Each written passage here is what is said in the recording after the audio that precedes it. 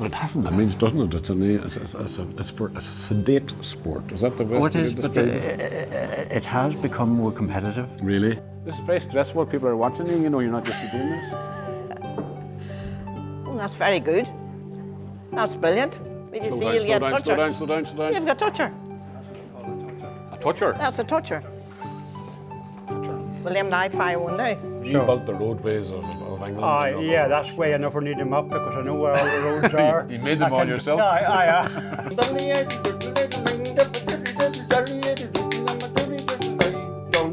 Very good. I thought you forgot the words there halfway through.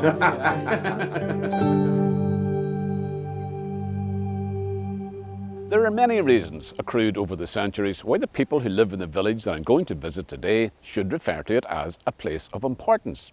So it's perhaps fitting that an explanation of its name should invoke the involvement of several major saints, thus taking its origins back to the earliest years of Christianity in Ireland.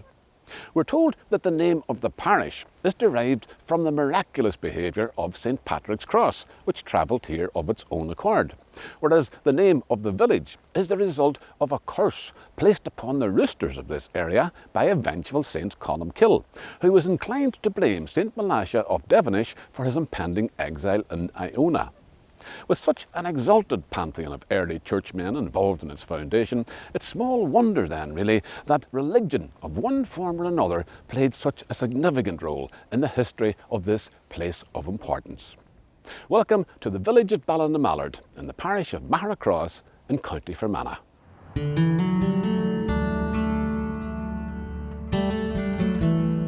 The roosters of this area, I have to report, appear to be as uncursed as any in the country. Nevertheless, the name Ballinamallard would seem to be an anglicisation of Ballinamallard, which translates from the Irish as the forward mouth of the curses.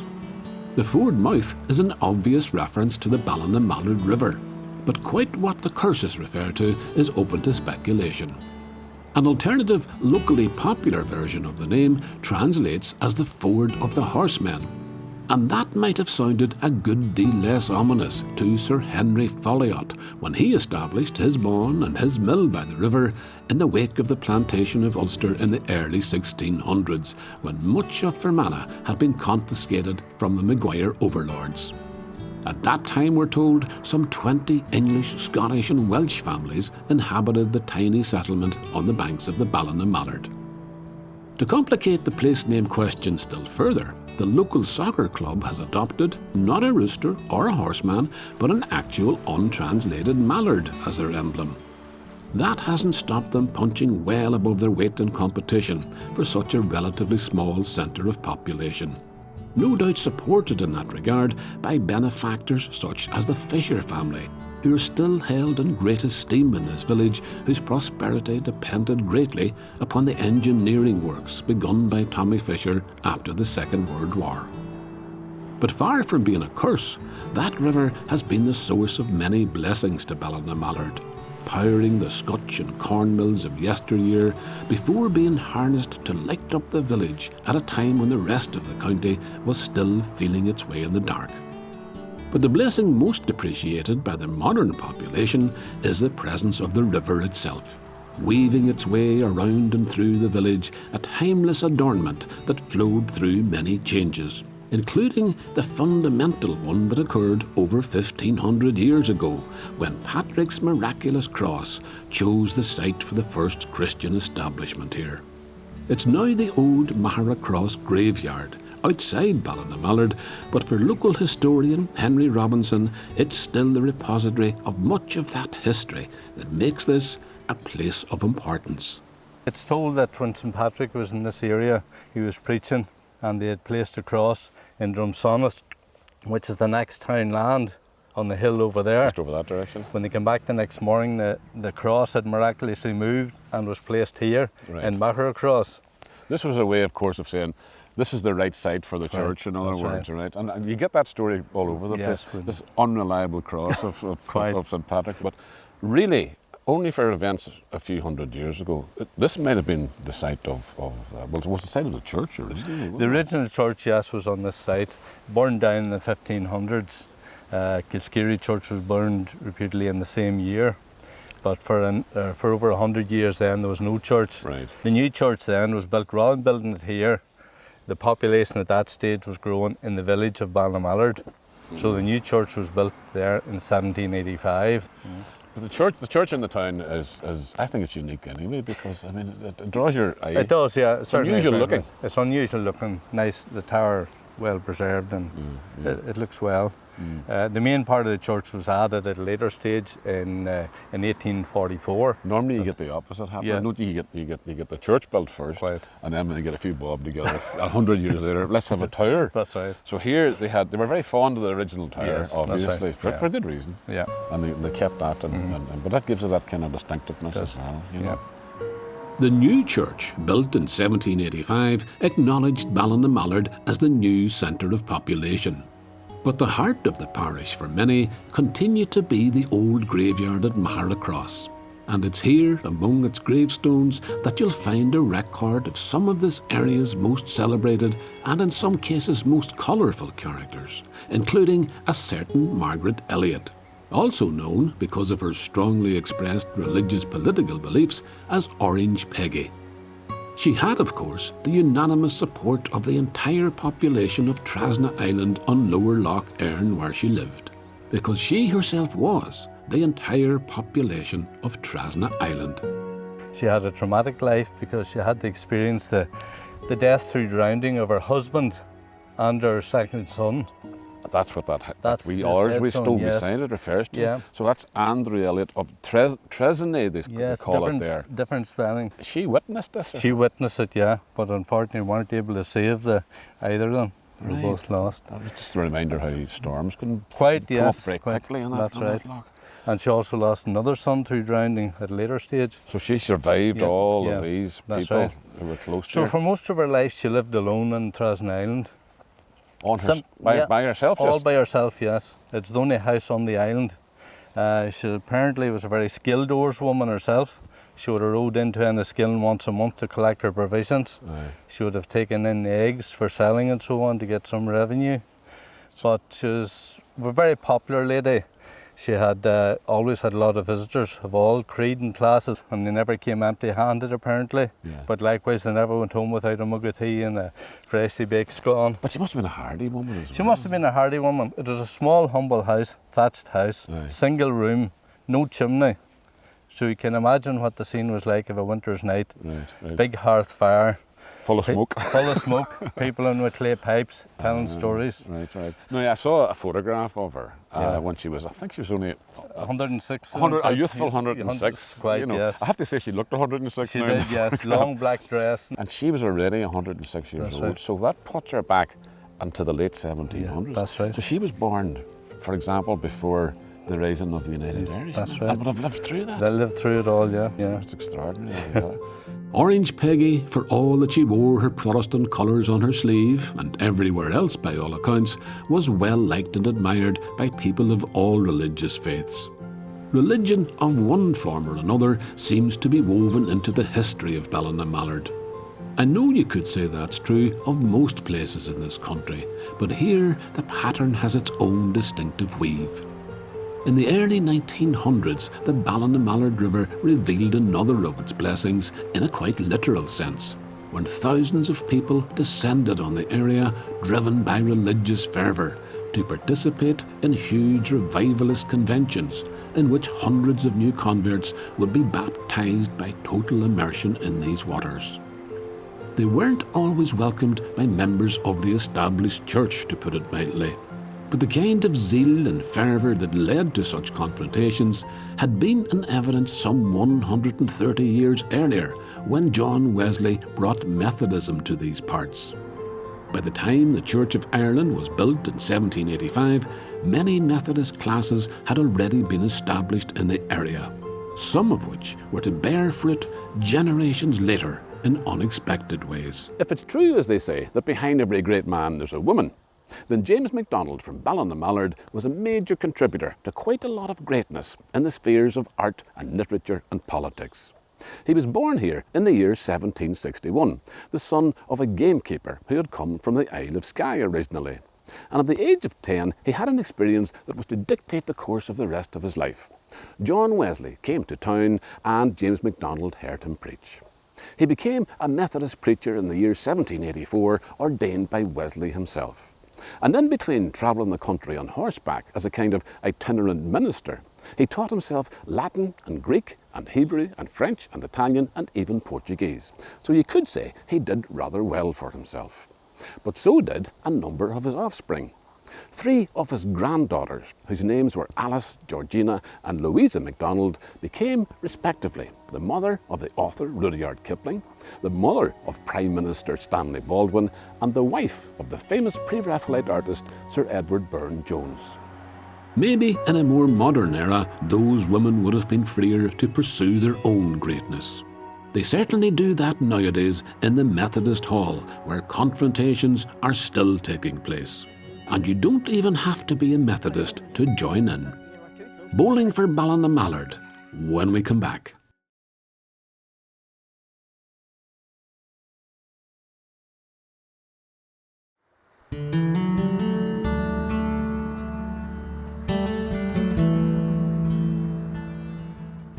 The townsfolk of Ballinamallard take great pride in the appearance of their village, its natural and man-made environment. And they haven't been slow to recognise the central role that their river has played, not only in the enhancement of that environment, but also in the commercial and social history of the village over the centuries.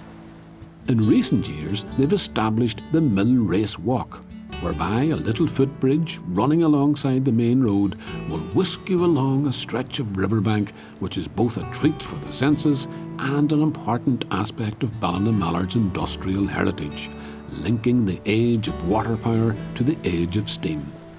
The old mill race tunnelling under the old railway bridge is nowadays dried up. But around the time of the Second World War, that stream used to feed something that Robin Paget and Bert Johnson would scarcely remember, but which put Ballinamallard way ahead of the game in terms of village amenities. A purpose-built outdoor swimming pool.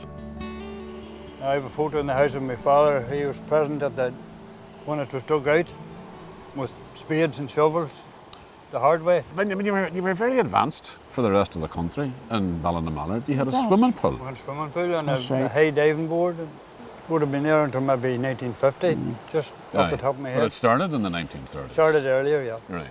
So, but they were swimming here, in other words, diving off into the river. Oh, yeah. At a time when nobody else in the country would have had a swimming pool. Right, I would have thought. That's right. There was a lot of servicemen stationed down at Castle Archdale. They used to come up and use it.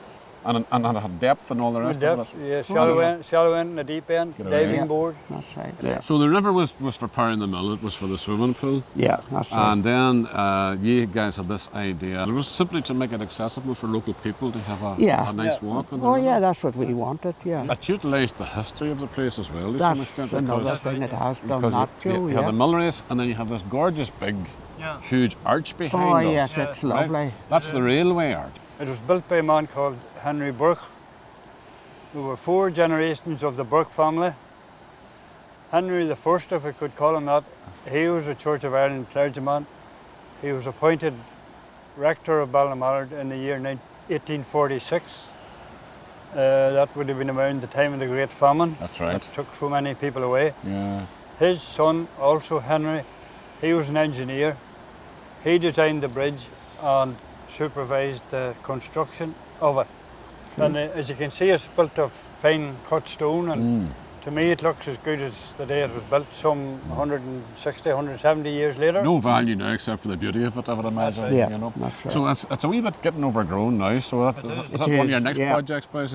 Well, I think that's something we're going to have to look at, because I think there's a balance. Well. The drooping ivy, I think, looks very nice, but there's just too much of it, you know, and it'd be nice to have some of the... You mentioned earlier on the wee tunnel that the mill race went through, and it would have been tempting, you know, to try and take your walk through that. Well, that's what we had. That was our idea. Yeah. Well, we could have gone down, sunk it, you know, Joe. But there's more important owners of that tunnel still living in there. That's right. You've heard about that. The bats. The bats. The bats were in the tunnel, and they wouldn't allow us to disturb the bat habitat. And proper order too.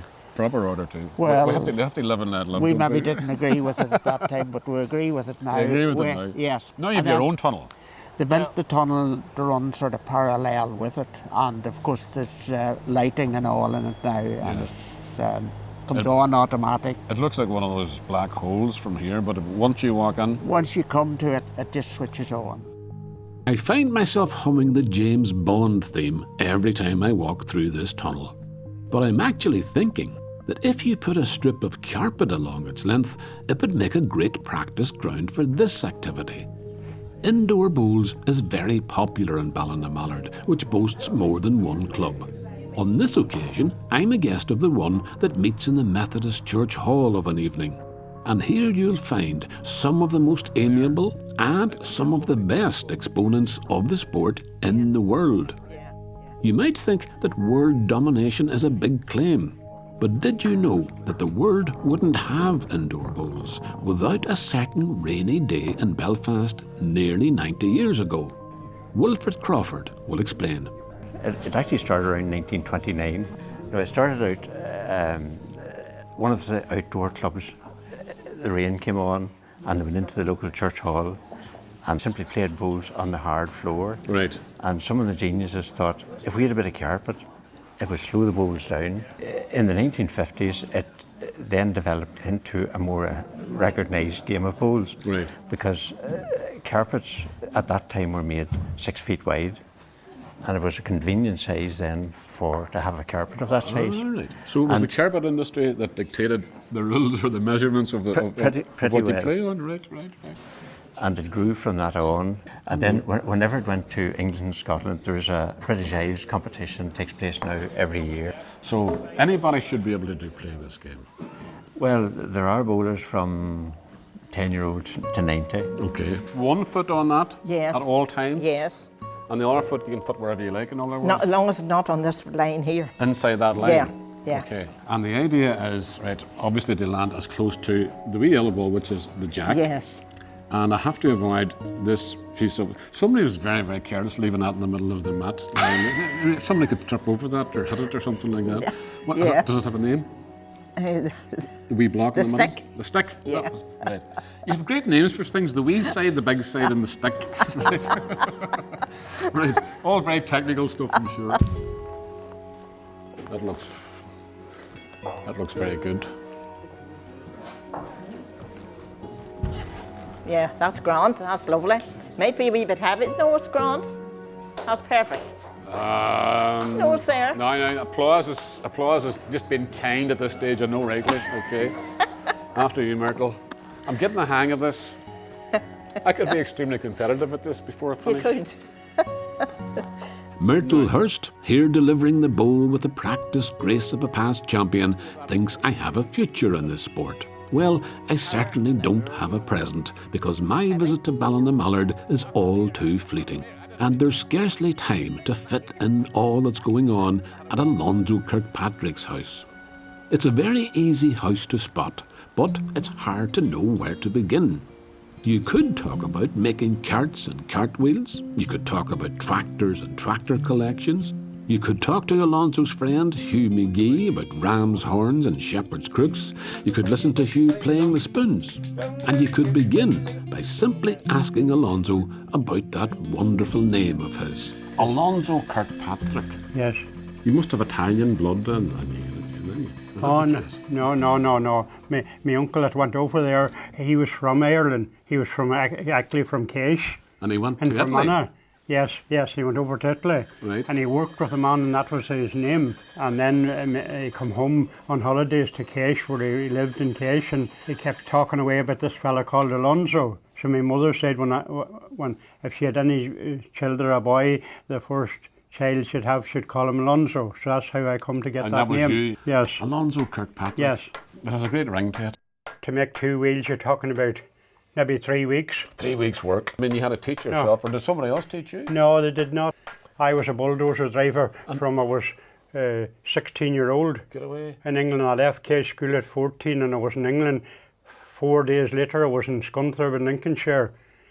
And I was at the start of the motorway from Doncaster to Scotch Corner, was there from the start to the finish. So you built the roadways of England? and all Yeah, that, that's why I never need them up, because I know where all the roads are. You made them all yourself? The Irishmen made them all. Oh, no, of course. That's how they know where they are. Of course. The turf boroughs. That's a now long ago turf borough. You're going to have to start making things that people use in the modern day. Well, I get a lot of people coming and I'm making friends. I mean, any silly bugger could make money, but making friends is far better than making money. That's very wise, Alan. Aye. That's very, very wise, absolutely. Aye. So you make Making friends rather than making money? Aye, rather than making money. Right, okay. I think me and you in the same business, actually. I once done a cart up for a man, and when I had the cart done, and he paid me the money, it worked out that I was getting 24p an hour. That's all it were. 24p an hour. Aye. Right. Well, I hope you're very friendly with him by the time you finished it. Yeah. And he still comes. He still comes. Aye. Not a bit wonder if he charged 24p an hour. Yeah. Very good. But you obviously get a great sense of fun and enjoyment out of doing this as well, don't you? A man always told me in England, and I believe it, and I tell the boys in the pub down the town, that if you get out of this world alive, you'll be dead lucky. Aye. I'll work that out somehow when I go home. Can I also tell you, finally, I think, I've been around a few workshops in the country. Yes. Yours is the tidiest workshop I have ever seen. And I bet you know where every single one belongs. Yes. Is that right? And they're in their place, They're in their place.